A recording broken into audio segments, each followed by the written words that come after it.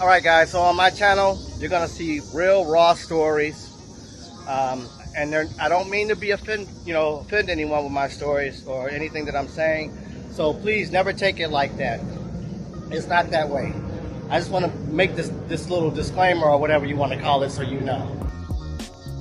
Alright guys, so check it out. If you're following this series, this is Chicago, how I grew up or whatever. Alright, so these videos that I'm making now are not meant to offend anyone. This is just me telling my story, how I grew up. So, there you go. Let's get into it. Alright guys, welcome to the channel. My name is Clement and this is Travel and That's What's Up. Alright, so, picking up where I left off.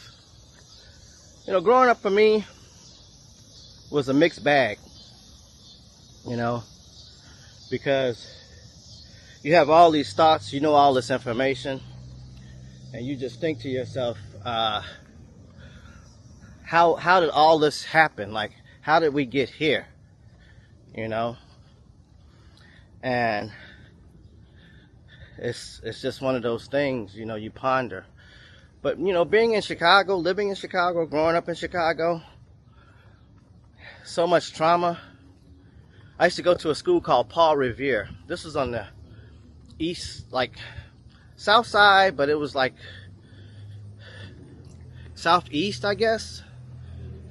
And I was really little there, like really little. And Paul Revere was one of the first schools I had actually gotten kicked out of, because back in the day, my dad's friend named Pete used to own a little restaurant and a mini mart in the area, and he had a daughter that I used to hang out with, because we were the same age, same grade or whatever. And their house caught on fire and it burned to the ground and she died.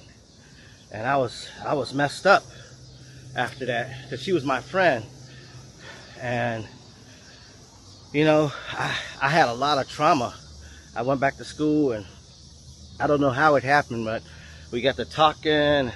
They were talking about the situation, and I was getting angry because I knew the girl personally, and I was a little kid. I didn't know any better,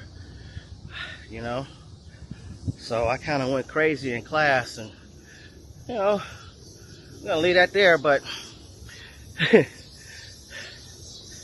then I went home, and I used to be fascinated with the striking of the lighters.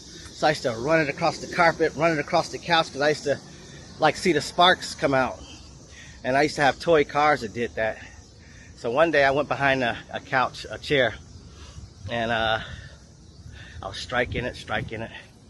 My dad and mom were entertaining their company, off smoking weed or whatever they were doing at that time. And I got that lighter, and I went behind that chair, and I lit that thing. And me being a kid, curious, I happened to be sitting in front of some curtains. When I lit that lighter, those curtains went up. It seemed no sooner than I lit that lighter, the wall was on fire. It's crazy. So when we lived in that area, all the kids used to go out in the middle of the street and play. And since my parents were pretty powerful figures in the neighborhood, because like I said, with the Rukns, they did a lot of good work that, I seen anyway. I don't know all the other stories, but having Jeff Ford over for dinner and stuff like that, seeing Country. Country was a friend of my parents. My mom used to always complain his feet stink. It was funny. But growing up in Chicago, it was just really tripped out. I remember, and it's funny I remember this, because I was actually in a coma for a little while. Sorry, I'm spitting and everything. And I had gotten, there was a special needs, he was an older kid, but he was like special needs, I guess. Kind of slow or whatever you want to call it. I don't know what the proper thing or the right thing to say these days is, but he had some things wrong with him. And I was a little kid, you know, and I thought he threw a football. He told me to go out and catch it. I was already far from him, so I thought he threw a football. So I went to go try to catch the football, and it wound up being a brick. So he hit me square in the top of my head with a brick. If you can see that, there's a scar here. I don't know if you can see that scar. There's a scar right there. And I had gotten stitches. They stapled my head closed. I was in a coma for a little while. I don't know how long, but it must have been a little while, like I don't know, a while. You know, I remember going and they were rushing me. Like when I got hit in the head with the brick, like I'm standing here talking to you, all I remember is everything turning red. Like it was blood everywhere. Like it was squirting out my head. He hit a vein or a nerve or something, and it just shot out my head, and the whole ground looked like it was raining blood everywhere. And I mean everywhere. It wasn't just like in front of me. It was like it was a fountain. And I ran home, passed out. My brother went over there to the guy and kind of, you know, destroyed him. And I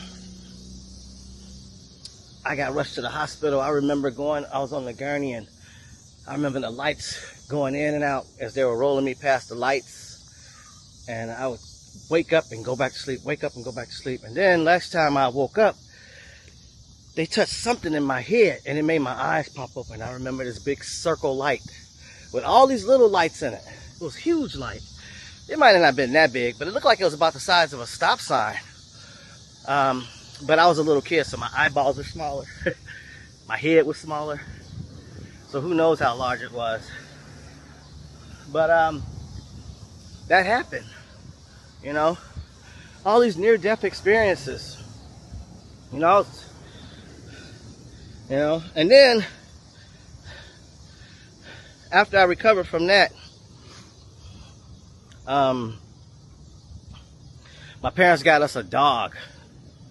You know, we had a dog named Blackie, and we loved that dog. But our neighbors killed our dog, and my dad found out about it, and that family was never seen again. You know, once my dad found out about it, like that whole entire family was gone that same night. They never ever seen them again. Like, and it was like all the Rukns and just everybody. You never seen them again. You know, I don't know what happened, but we never seen that family ever again. You know.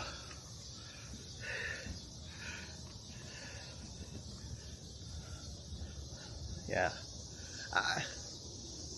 You know, I don't know what happened. Let's turn this off for a second. Hang on. So, yeah, that family disappeared. And life went on. They set my dog on fire. They set Blackie on fire. That dog was loved, and those people were gone in an instant. Yeah. Whew. Don't know what happened to him. But one thing you didn't do is bother family. You know? You couldn't do that. Not when you're as connected as my family was, you know. So you couldn't do that sort of thing and get away with it. It wasn't going to be tolerated or allowed, you know. Especially when, you know, You guys are pulling the strings. I remember so many different things about growing up in Chicago. You know, I don't mean to be cutting off, but I got stuff running through my mind, and I'm trying to decide whether or not I can talk about it. Maybe later on, and maybe 4 or 5 episodes in, I'll get around to it. But yeah, so that happened, and you know, I had another dog. When that dog had gotten destroyed, later on sometime, my parents had got us another dog. Got me like a beagle hound, a puppy beagle hound. The first day I got it,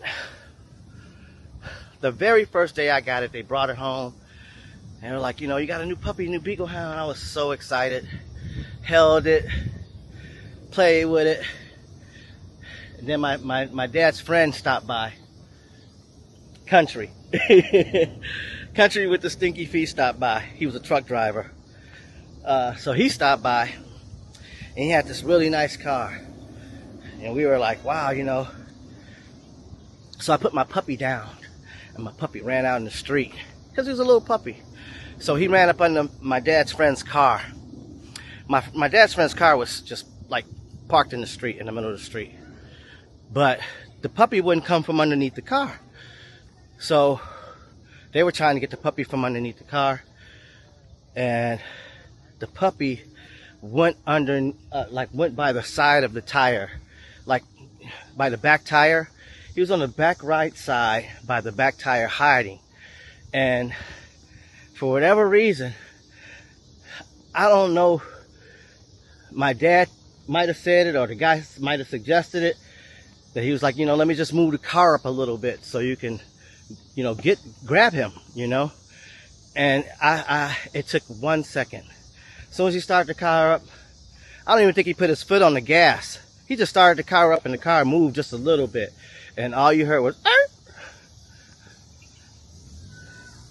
literally like a couple of seconds in, and the dog's neck was broken. My puppy's neck was broken, just like that. And I was hurt. I was devastated. I mean, I had him a whole, 20 minutes? And he was expensive, you know, because he was a full breed. He was a hunting dog, because we used to go hunting and fishing. Because we're originally from Mississippi, my whole family, you know.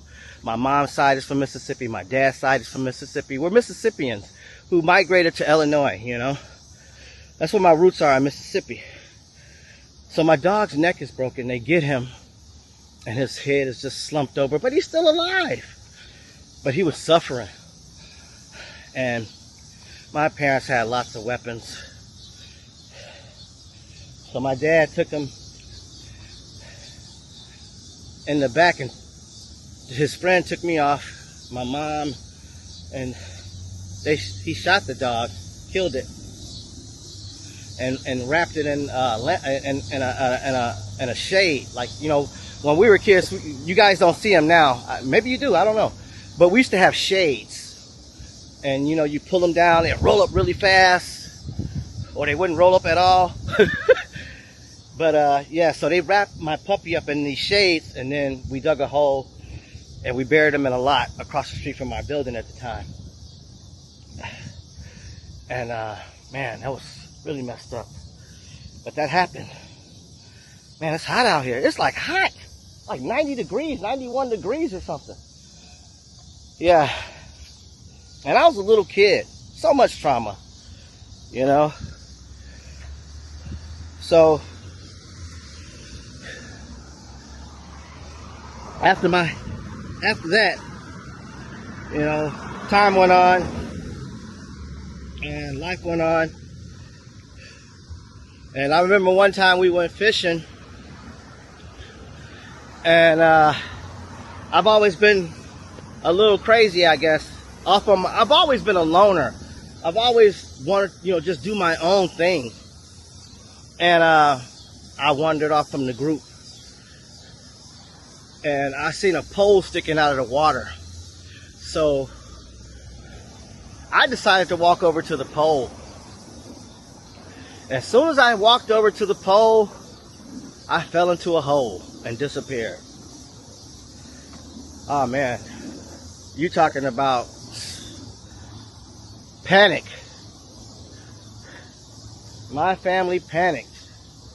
My mom, dad, everybody went into a fit. They jumped in that hole and got me. My dad was angry because he told me to, stick by him. And I'm just, hard-headed and whatever else. It just reminds me of a time, like when not even the time when I was telling you guys about me setting the curtains on fire. When I snuck the lighter and went behind the chair and I struck the lighter. And I don't know if these curtains were polyester, sheer, silk. I don't know what they were. But they went up in a second. And my mom snatched me up. And my dad ran in there with his friend. They put the fire out. My dad was you could see smoke coming out his nose. He was so hot. I blew his high. I blew everybody's high. It's funny to me now. But now that I think back on it, I blew they high. Because I almost set the whole house on fire. And, everybody's still fresh from Pete, his daughter, dying in the fire. And I was troubled. I was going through a lot of things emotionally at a very young age, And my mom snatched me up, ran in the bedroom, and she locked the door. Because she knew if my dad would have got in there, he would have really spanked the hell out of me. He would have whooped me. Not spanked, he would have beat the hell out of me. So my mom locked the door. She grabbed 2 house shoes, 2 flip-flops or something. I think it was 2 house shoes. And we sat on the bed. My mom was like, what the hell's wrong with you? Because my mom was funny. She make me laugh. She said, your dad want to kill your ass. I said, oh my God. My mom said, oh my God, let me do something about this. So she grabbed the 2 shoes and she started slapping the shoes together. And she said, you gotta scream. You gotta act like I'm whooping you. It was funny. So we're sitting on the bed just giggling our ass off. And my mama slapping these shoes together. And I'm like, no, mama, no, please, mama, no, please, don't do this, please. I know my dad knows she didn't do anything. But it was funny as shit. It was super funny. Because my mom knew that if my dad whooped me, I was really going to get a spanking, a real whooping. She wasn't going to have it. I was a problem. I was just so busy. Because I get bored easy. I got a short attention span. If I get bored, I start wondering and my mind starts going other places. So we did that and it was funny.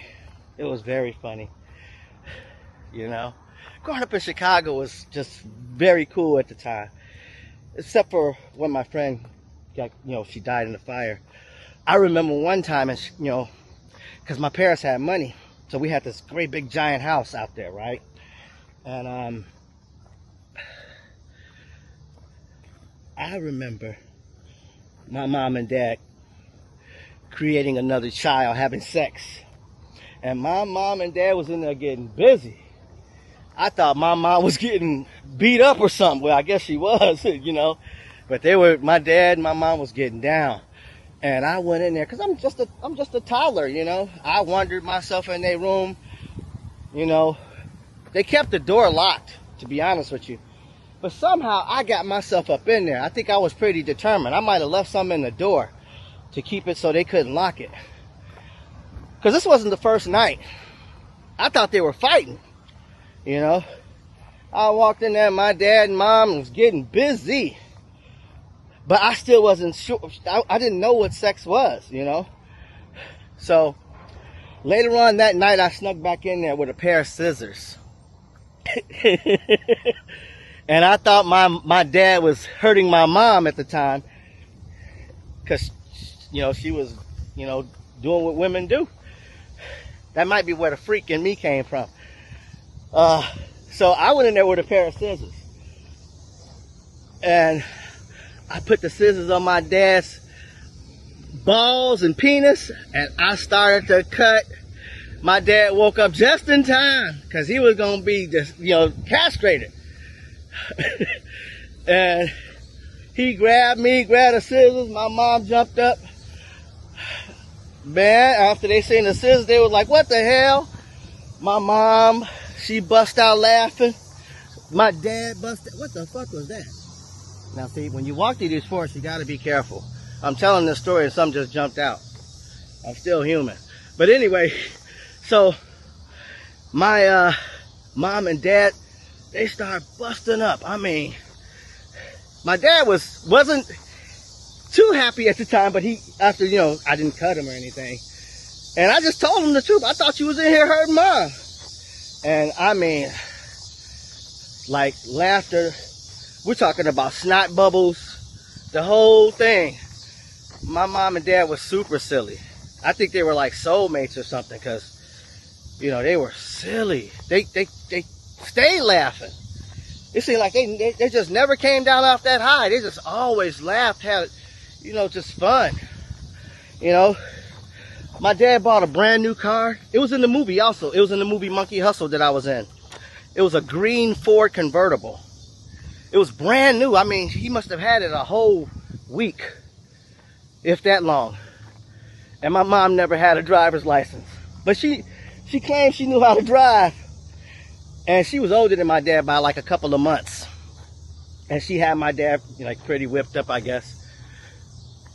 She's like, I want to drive the car. My dad gave her the car.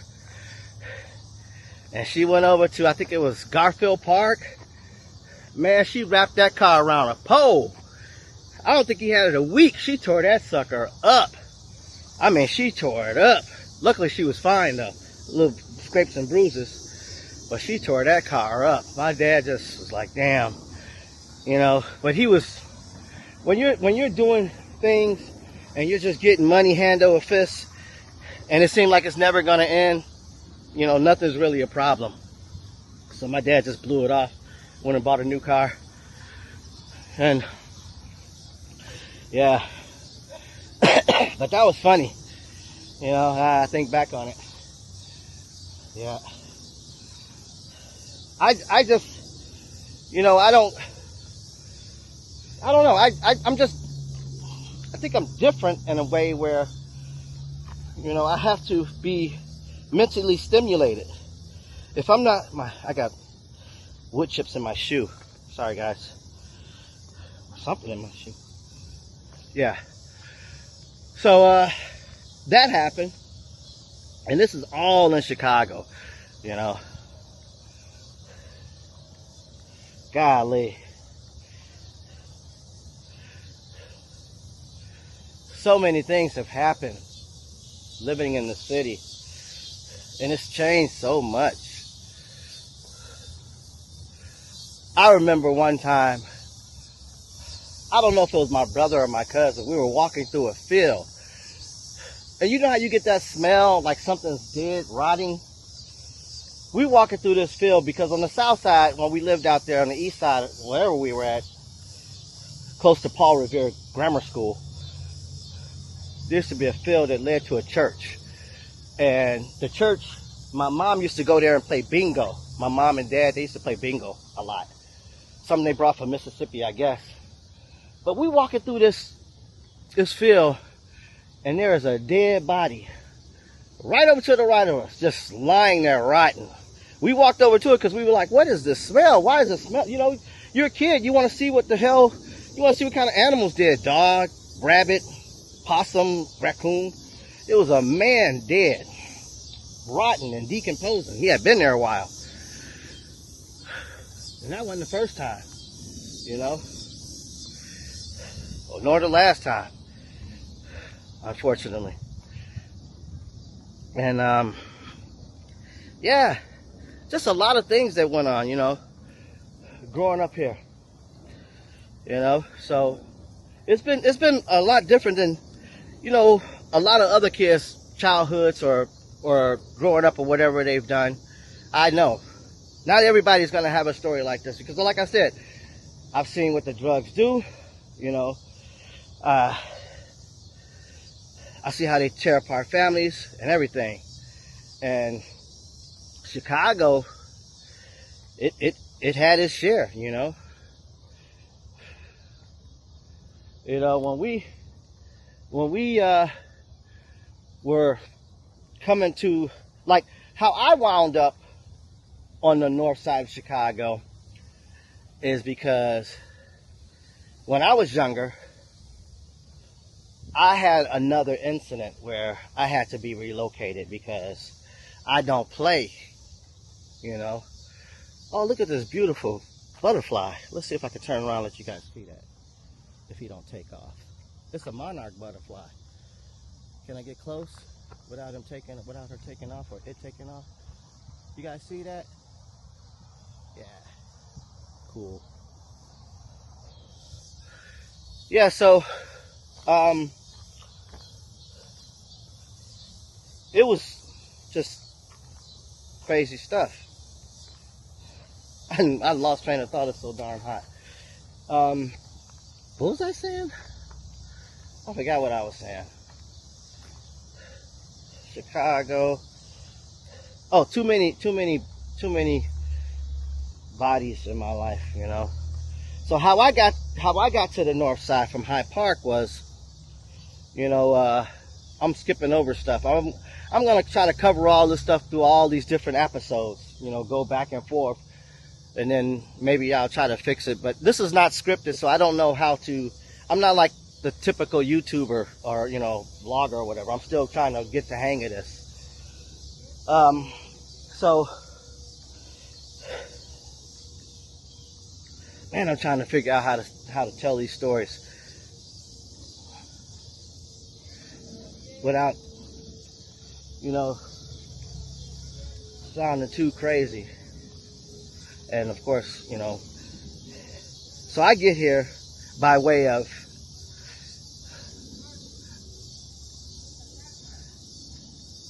my stepdad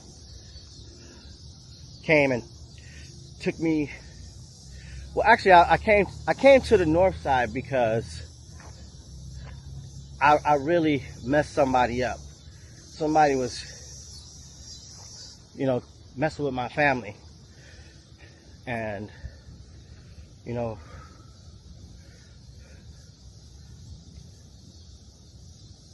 so I had to be relocated. Let's just put it that way, because I'm a real good guy until something I don't agree with, something I don't like happens. And then, you know, things happen. So, but my dad being an Rukn and us having money, everything was fixable, you know. People who gave us hard times didn't stick around long, you know. I do know that. Look at the little creek, guys. See the little waterfall? See the stream here? Let me see if I can get you guys to see the stream. Oh, well, we're going up. Oops, sorry guys. So look at the stream here. And it's just running along here. This darn camera don't want to turn. It's trying to compensate. Let's see if I can get it to turn this way and look down.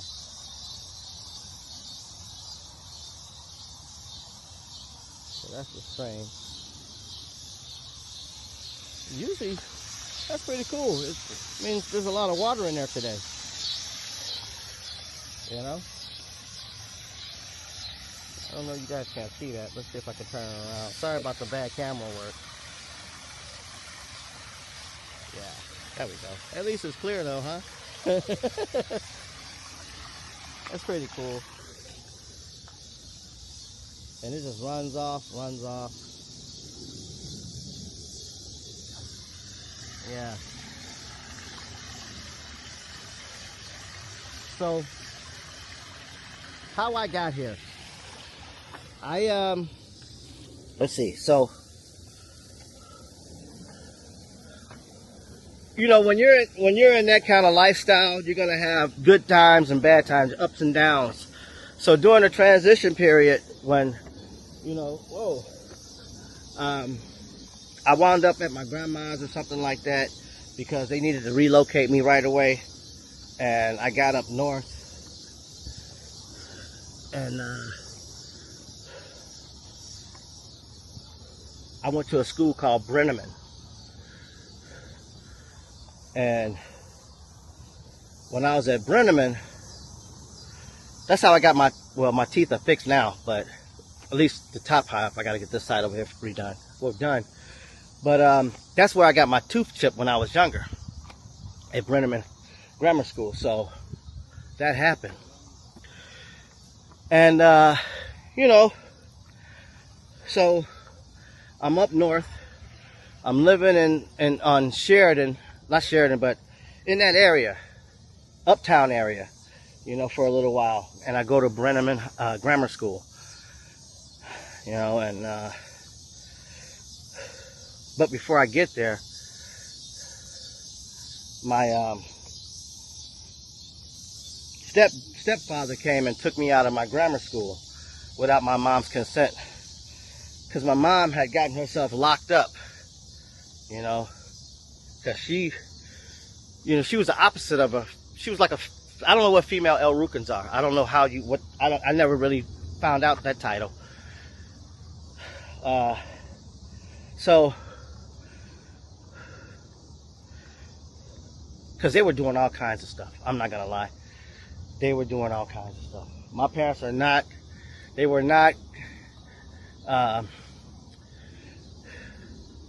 didn't play. Let's just put it that way. You know, they didn't mess around. You know, and basically, when that happened, my stepdad came and got me. Now, I don't know if it was a kidnapping, but my parents couldn't find me for a very long time, because every time I would get moved to a new location, you know, I would be somewhere for 2-3 months, 6 months, and then as soon as the police would get onto my location, my stepfather would have me moved, you know, because they were trying to find me. My parents were trying to find me, but my stepdad, being, I don't know what was going on with that, but he kept relocating me to his brothers, one brother, another brother, or auntie, or his sisters, just having me go everywhere just to, you know, hide me from my mom and dad. And I don't know if he was, my mom tells me my dad spooked everybody, you know, because my stepdad was a violent person towards my mom. But when she got with my dad, you know, my dad wasn't playing that. You know, he's a Rukn. All that ceased. Everything ceased. Nobody wanted any static, you know, because they had a reputation. People was dropping off. Anybody who violated got violated. Simple as that, you know. They weren't really messing around. You know, they had connections with, you know, very powerful people. Very powerful people. I mean, Jesse Jackson to be at the park at the softball games, and my parents would be eating dinner with all these people, like really important people. You know, everybody's doing coke and teas and blues, they called them. They had like uppers and downers, teas and blues. That's what they called them when I was younger. Just super different, super crazy, like really different stuff. And man, I am melting. I feel like my brain's leaking outside of my ear. But you know, growing up in Chicago, it wasn't all easy. I mean, but it wasn't all hard either, you know. because my parents was always in and out, and they never really spent a whole lot of time, my parents pacified me with money, you know, because they had so much of it. And, you know, I guess my parents felt guilty because they were never around. So they would just, my mom and dad give me like $200-300. I'm like, I'm not even 5-6 years old. I'm walking to the store by myself to go to Radio Shack. I remember going to Radio Shack with like $150, $200, and buying a remote control car and just walking out. They had to chase me to give me the change. I wasn't even thinking about it, because it would be money all over the house, money on the floor, money on the table, just money everywhere, you know. But when your parents are, you know, young, not really into parenting, they want to smoke their weed, do their drugs, and drink, you know, and listen to their music and party, you know. And I'm not mad at them. I don't hold no grudges. You know, they had to deal with a lot of stuff when they were growing up. You know, there was still like same stuff that's now, plus Jim Crow, and, you know, racism was super bad then.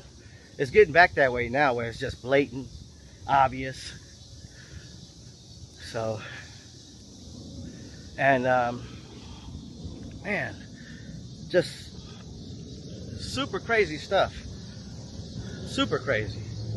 And all I could do was reminisce and think about those sort of things, because they did happen, you know. Quattro Air is in the sky right now. That's a big old plane there, boy. Beautiful plane. Can't wait to get on mine. Leave. But yeah, that stuff happened. I remember a story about a person getting put into a sewer, you know, for disposal. They put a person in the sewer. Just, man,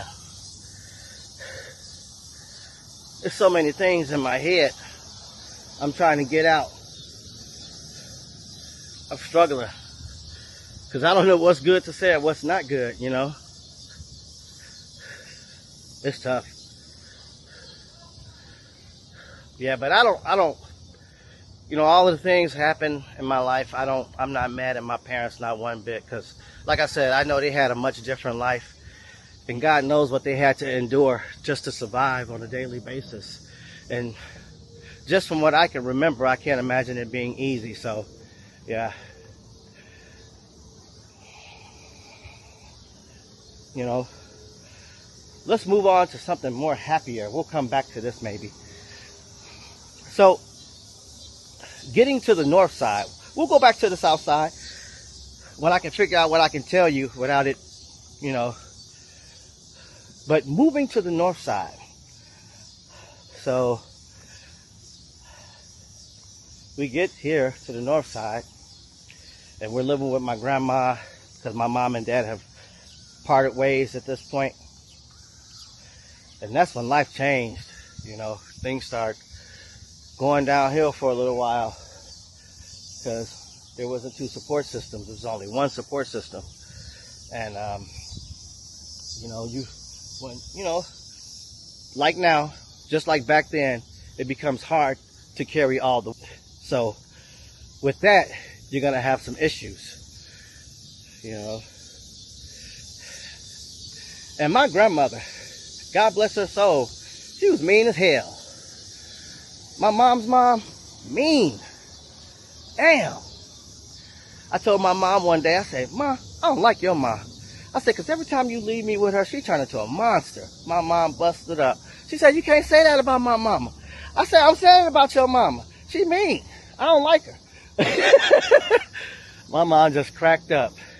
Because I don't know how not to say what's on my mind. I try to keep my mouth shut. And even with my family, you know, I don't even deal with my siblings now, because, you know, I can't fake it. I can't fake it. I have to tell people what's on my mind, how I feel. I don't want to give anybody a false impression. You know, I feel like that's building a foundation on quicksand. It's like, I feel like if you don't tell people how you really feel or what's really going on, it's kin to lying. You know what I'm saying? It's like you're lying. You're lying to them, you're lying to yourself. See the little kitty cat?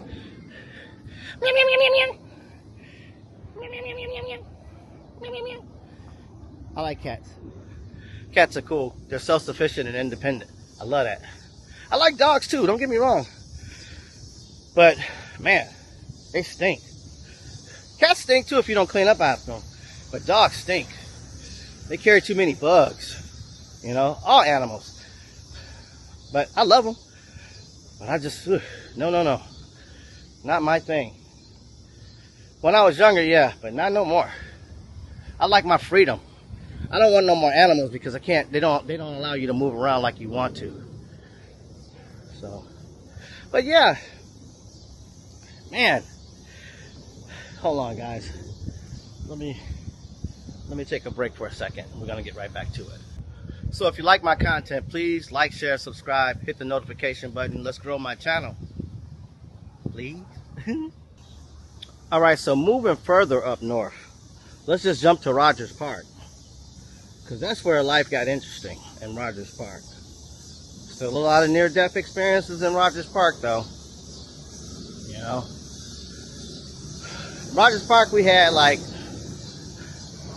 Dennis the Menace was a game room on Clark. We also had I think it was Susie Q's. I'm not sure what it was, but it was another game room across from the library on Clark. I can't think of the name of these places now. I'm old. But man, Rogers Park was something else. That's what life transformed in Rogers Park. We had everybody. It was a great time. All right, so when I got to Rogers Park, I attended a grade school called Kilmer, which was right across the street from a high school called Sullivan, which I later attended. And what was cool about this situation, we had recess, we had lunch break, then we had, I think, another afternoon break after lunch. And you're talking about kids. We're talking about nobody's over 14, nobody's over 13. We're all out in the street. Recess time, we get to go outside, leave the school, go to the game room. I mean, we had so much freedom at Kilmer. Man, the high schoolers will get out, the grammar schools will get out. It'll be all these kids in Rogers Park just wandering around. We cut school, cut class, ditch school, go downtown, go to the museum, Bone Rush 7-Eleven. Oh man, Rogers Park was great. We had Alberto's Pizza. You couldn't tell us nothing. Games, recess. We can go outside off campus. Man, I got so much booty. Golly. When I got to high school, it was ridiculous. I mean, I think 7th grade, I started freaking. I'm not even gonna lie. Because you go home for lunch. You go home for lunch. You know how crazy that was? You go to anybody's house. We used to go over our friend's house. Friends used to come over our house. Go over there, start cooking up a storm. Man, eating up everything, lunch meat, all kinds of stuff. We had a great time. Hanging out with the high school kids. Playing football on the beach with the high school kids. We used to go over to another grammar school called Phil, play football with them. Pom-pom, Johnny come across, dodgeball, catch a girl, kiss a girl. Oh man, you name it. We were doing it. Then we used to have high school dances at Sullivan, and we used to go over to Sin, the football games, Lane Tech, Von Stubing. Oh man, living in Chicago, living in Rogers Park. Good stuff. Until it wasn't. But it was good stuff for the most part. Had a great old time.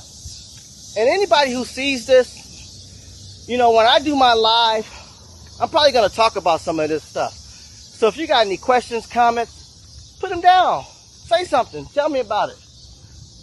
If there's something you want me to talk about, tell me about it. Man, great time though. I'm talking about. We used to,